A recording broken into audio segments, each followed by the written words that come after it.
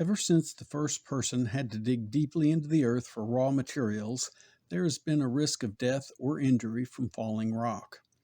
And for likely nearly as long, people have been removing material with the potential to fall before it has a chance to hurt or kill them. Small pieces could have been removed by hand, but often larger pieces needed a little mechanical advantage to safely get them down. Even with an acute awareness of the potential dangers of falling rocks, miners still die occasionally to this day. Subsequently, scaling has long been a regular part of underground mining activities.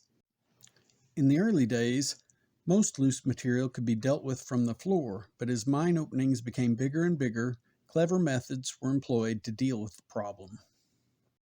Let's take a look at scaling in Missouri's Old Lead Belt and the viburnum trend throughout the years.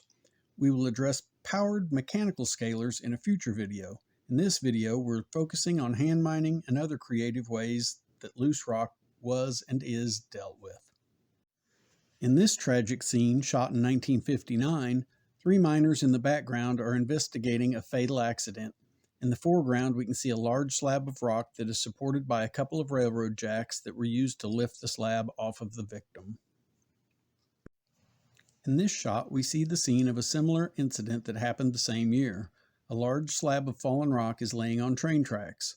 Two miners in the background are standing next to a power shovel.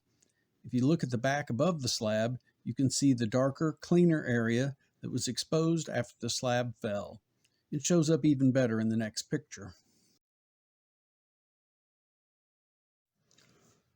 Over time, the maximum height capability of a mine opening grew and grew.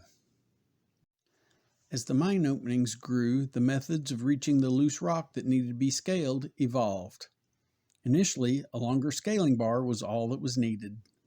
Almost unbelievably, miners were encouraged by management to lift themselves up in a loader bucket to reach and scale loose material.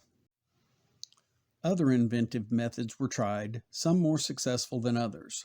This series of images depict a technique to use ropes and floor anchors to stand a ladder up in the middle of a drift where no other support is available.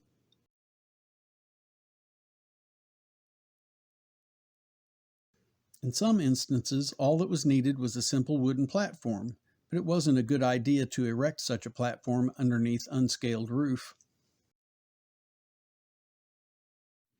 The art of trapeze mining evolved, and many tons of ore were mined from such platforms as these. Watch for a future video on trapeze mining where I will go into great detail. This 1950 picture is of a kiln gun. It was mounted on a flat rail car and used to literally shoot down loose rocks. This shot was taken just after a kiln gun projectile hit and knocked down a slab of loose rock. Falling rock can be seen directly below where the spotlight beam is shining on the pillar. Ordinary shotguns with slugs were still in use for this purpose as recently as the late 1980s in the viburnum trend. In the early 1950s, someone had the idea to put a telescopic ladder, like those commonly used on fire trucks, onto a crawler chassis to use to scale high areas. Several of these machines were used across the old lead belt, but not without incident.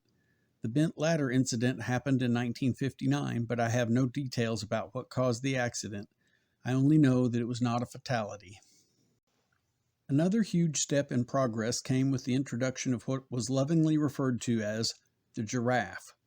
Man lifts such as these set the new standard for safe and efficient high scaling. This image is from the Iron Mountain mining operation, which was run by the Ozark Ore Company, a division of M.A. Hanna Mining. It was taken sometime between 1947 and 1967 and is labeled Underground Trap Trimmer. Here are a couple of roofmen posing in the basket of a Pettibone multicrane in the 1970s. This is a 125-foot reach condor that was built in the 1970s and still at work in the viburnum trend in 2004. This Elliott had a reach of 70 feet. It is seen here scaling an underground maintenance shop after a backfall in 2007.